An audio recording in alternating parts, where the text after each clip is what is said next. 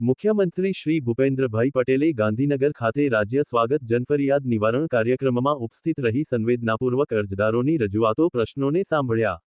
September માસના રાજ્ય સ્વાગત કાર્યક્રમમાં જોવા મળ્યું. કાર્યક્રમ દરમિયાન 94 વર્ષના એક વૃદ્ધાએ મુખ્યમંત્રી સમક્ષ પોતાને મળવાપાત્ર ભરણપોષણની રકમ અંગે અરજી રજૂ કરી હતી. તેમની વેદનાભરી રજૂઆત સાંભળીને મુખ્યમંત્રીશ્રીએ માનવીય સંવેદનાનું ઉદાહરણ પૂરું પાડતા તાત્કાલિક સંબંધિત જિલ્લા કલેક્ટરને આ વૃદ્ધાને વિનાવિલંબે ભરણપોષણની રકમ સુનિશ્ચિત રીતે મળે તેવો આદેશ કર્યો હતો.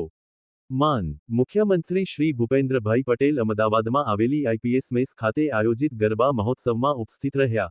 માં જગદંબાની આરતી ઉતારી સૌ આઈપીએસ અધિકારીશ્રીઓને નવરાત્રિની શુભેચ્છાઓ પાઠવી.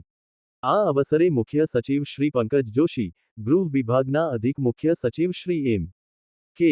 દાસ, રાજ્યના પોલીસ વડા શ્રી વિકાસ સહાય, Ahmedabad police commissioner Shri ji. S. Malik સહિતના ઉચ્ચ પોલીસ અધિકારીશ્રીઓ ઉપસ્થિત રહ્યા. દિલ્હીના ચૈતન્યાનંદ બાબાની કરતૂત, હોસ્ટેલમાં છોકરીઓ પર રાખતો હતો ગંદી નજર, પોલીસે તેના કાંડ ખુલ્લા પાડ્યા. સમાજવાદી પાર્ટી એસપી ના મહાસચિવ અને ઉત્તર પ્રદેશના પૂર્વ મંત્રી આઝમ ખાન આશરે 23 મહિના બાદ જેલમાંથી મુક્ત થયા છે.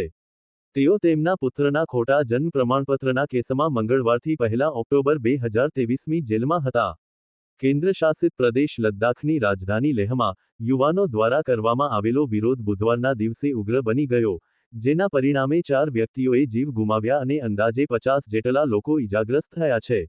જુબિન ગર્ગની મોતના કેસમાં મ્યુઝિશિયનની ધરપકડ, સિંગાપોરની ટ્રીપમાં સિંગરની સાથે જ હતો.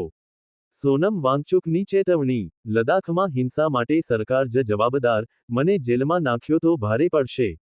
વાંસવાડામાં મોદીનું કથન, કોંગ્રેસના શાસનમાં ચારે બાજુ લૂંટ જ લૂંટ હતી. નરેન્દ્ર મોદીએ વાંસવાડા ખાતે જણાવ્યું, રાજસ્થાન પેપરલીક કૌભાંડોનું કેન્દ્ર બની ગયું હતું. તેમણે મંચ પર વસુંધરા રાજે સાથે આ અંગે વાતચીત પણ કરી.